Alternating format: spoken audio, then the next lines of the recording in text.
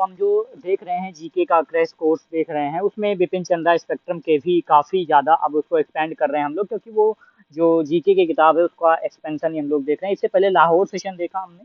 Lahore session के head कौन हुआ करते हैं, इसकी चेयरमैनशिप में होती पंडित जवाहरलाल नेहरू।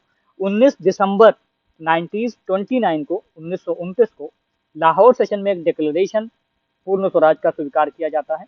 उसको भी हम लोगों ने देखने की कोशिश की थी। एंड देन उसको पूर्ण स्वराज डिक्लेरेशन बोलते हैं, राइट। पूर्ण स्वराज का जो डिक्लेरेशन होता है वो हमने देखा था। उसके बाद में 31 दिसंबर को 13 दिसंबर 1929 को रावी नदी के कोस्ट पे फ्लैग होस्टिंग होती है। उसके 2 दिन बाद ये डिसाइड किया जाता है, 2 जनवरी को फिर सभी लोग वहाँ पे मिलते हैं, गांधी जी रहते हैं, सभी लोग रहते हैं, फिर कहते हैं भाई 26 जनवरी जो आएगी उस दिन हम पूर्ण स्वराज डे मनाएंगे। ठीक है, तो पूर्ण स्वराज डे तक हम लोग अपनी कहानी को देख चुके थे, राइट। अब हम लोग देखते हैं कि अब यहीं पर 1930 की जो डेट है, जो जीके की किताब है, 1930 में साल्ट सत्याग्रह होता है। ये क्यों होता है?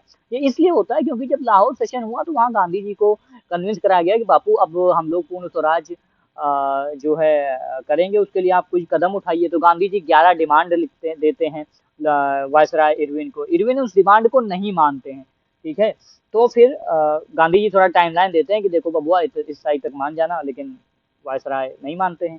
तो फिर गांधी जी साल्ट सत्याग्रह मनाते हैं, स्टार्ट करते हैं। क्यों स्टार्ट करते हैं salt Satyagraha? Because salt was very common thing ना, नमक हर घर में यूज होता है। इसी को सिविल डिसोबीडियंस मूवमेंट कहा जाता है, सविनय अवज्ञा आंदोलन कहा जाता है। ये स्टार्ट कब से होता है देखते हैं। 12 मार्च 1930 से स्टार्ट होता है और 6 अप्रैल तक चलता है। गांधी जी साबरमती से लेकर के दांडी तक जाते हैं। इसको दांडी मार्च भी कहा जाता है।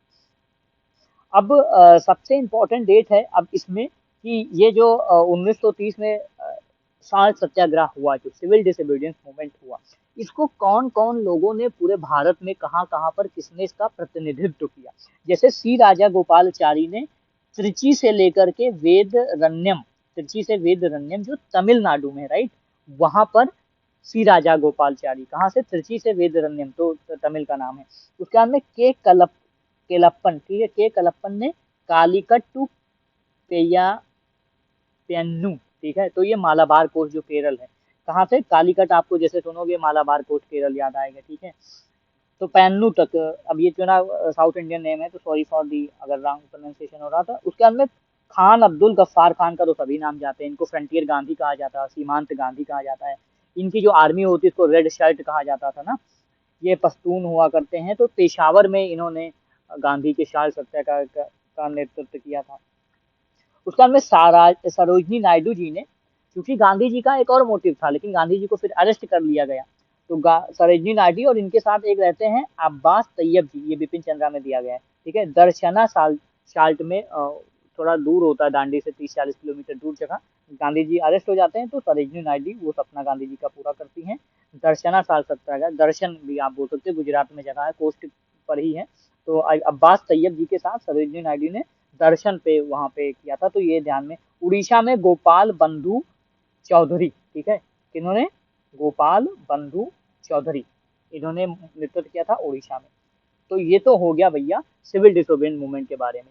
लेकिन क्या इससे बात बनती है? इससे बात नहीं बनती है। 1930 में ही हमें कुछ और चीजें ध्यान में देनी है, जैसे राउंड टेबल कॉन्फ्रेंस। अब सभी को अरेस्ट कर लिया जाता है, तो राउंड टेबल कॉन्फ्रेंस भी वहां के जो प्राइम मिनिस्टर होते हैं क्राउन के, उस समय जॉर्ज पंचम भी हुआ करते हैं, ठीक है। तो बुलाते हैं कि भाई राउंड टेबल कॉन्फ्रेंस करेंगे 1930 से 32 में। अब पहली राउंड टेबल कॉन्फ्रेंस हो जाती है, कांग्रेस उसको रिजेक्ट करती है।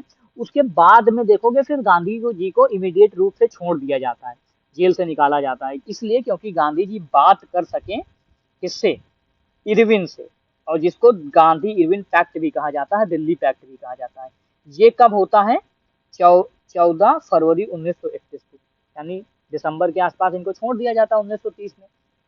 पहले साल्ट सत्याग्रह करते हैं, फिर इनको अरेस्ट कर लिया जाता है, फिर कुछ दिन जेल में रहते हैं, और फिर 24 फरवरी 1931 को दिल्ली में मिलते हैं, जिसको दिल्ली पैक्ट भी कहा जाता है, और इरविन से बात करते हैं। अब इरविन इनको कहते हैं कि बापू ये आंदोलन बंद कर दो और क्या करो, सेकेंड राउंड टेबल कॉन्फ्रेंस में लंदन आ जाओ। तो मार्च में, लेकिन इसी बीच में देखो, अब गांधी जी जाएंगे राउंड टेबल कॉन्फ्रेंस अटेंड करेंगे, उसके बीच में पड़ता है मार्च, और मार्च 1931 में आपको पता है कि भगत सिंह को और उनके जो साथी थे सुखदेव राजगुरु, उनको क्या होता है कि फांसी एग्जीक्यूट कर दिया जाता है। तो कराची सेशन में गांधी जी का बड़ा विरोध भी होता है। कराची सेशन क्यों इंपॉर्टेंट है? क्योंकि इसके चेयरमैन पटेल होते हैं। ये मार्च में ही बुला लिया गया था, मार्च के लास्ट डे में। और यहाँ पर दो तीन चीजें हुई थी जो कराची सेशन में हुआ था, वो काफी इंपॉर्टेंट है उनमें से। पहला तो जो दिल्ली पैक्ट गांधी जी ने इरविन के साथ कर लिया था, उसको इंडोर्स किया गया, उसको अप्रूव किया गया कि हाँ चलो भाई गांधी जी का पैक्ट माना जाएगा। दूसरा, रेजोल्यूशन ऑन फंडामेंटल राइट, ठीक है, मौलिक अधिकारों पर भी रेजोल्यूशन आया था और उसको भी पारित किया गया था, बिल की तरह होता था। और उसके बाद में नेशनल इकोनॉमिक प्लान, देश की आर्थिक स्थिति के लिए इकोनॉमिक प्लान भी आया गया था, इसको भी पारित किया गया था। तो तीन चीजें कौन सी? गांधी इरविन पैक्ट, जो जिसे दिल्ली पैक्ट भी कहा जाता है, उसको अप्रूव किया गया, फंडामेंटल राइट वाले रेजोल्यूशन को अप्रूव किया गया और नेशनल इकोनॉमिक प्लान को भी अप्रूव किया गया। और इतना याद रखना कि ये जो फंडामेंटल राइट वाला रेजोल्यूशन था, इसको लिखा था पंडित जवाहरलाल नेहरू जी ने। तो ये तो हो गई बातें, ठीक है। अब राउंड टेबल कॉन्फ्रेंस होती है सितंबर से दिसंबर तक 1931 में। देखो अब हम मार्च के बाद कहाँ गए? सितंबर से दिसंबर तक हुआ। अब गांधी जी यहाँ जाते हैं, लेकिन ये क्या ये टॉक होती है सफल? नहीं, ये टॉक होती है फेल। क्यों फेल होती है? क्योंकि माइनॉरिटीज के इश्यूज पे, डिप्रेस क्लास को सबको मतलब सेपरेट इलेक्टोरेट के इश्यूज पे गांधी जी नहीं चाहते थे कि सेपरेट इलेक्टोरेट सबको दे दिया जाए। एंग्लो इंडियंस भी मांग रहे हैं, सिख पारसी भी मांग रहे हैं, मराठा भी मांग रहे हैं, सभी लोगों को दे दिया जा रहा था। तो इसलिए फेल हो गई है। और इसी के पश्चात हम देखते हैं जब ये फेल होती है, तो अब अंग्रेज तो उनको डिवाइड एंड रूल खेलना है, तो वो 16 अगस्त 1932 को कम्युनल अवार्ड ले आते हैं।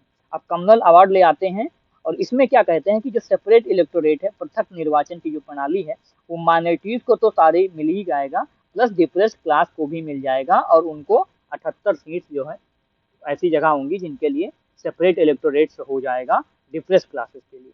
लेकिन क्या इससे बात बनेगी? नहीं। गांधी जी अनशन पे बैठ जाएंगे, आमरण अनशन पर, यरवदा जेल में। फिर 24 सितंबर 1932 को हुई। कब की बात थी? अंग्रेज कब लेके आए कम्युनल अवार्ड? 16 अगस्त को। अगस्त के बाद आएगा सितंबर। तो 24 सितंबर को गांधी जी और अंबेडकर जी के बीच में एक क्या होता है? समझौता होता है, जिसे पूना पैक्ट कहा जाता है।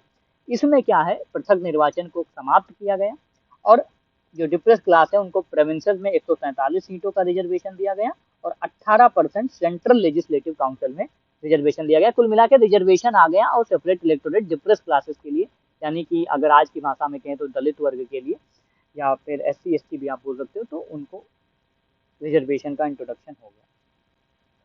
अब थर्ड राउंड टेबल कॉन्फ्रेंस भी होती है दिसंबर 1932 में, बट इसमें भी कांग्रेस नहीं जाती है। बट कुछ ऐसे लोग होते हैं जो हमेशा, जैसे हिंदू महासभा है वो अटेंड करती है, अंबेडकर जी तीनों राउंड टेबल कॉन्फ्रेंस में जाते हैं। तो ये हमने देखा। आई होप ये काफ़ी आपको क्लियर लगा होगा।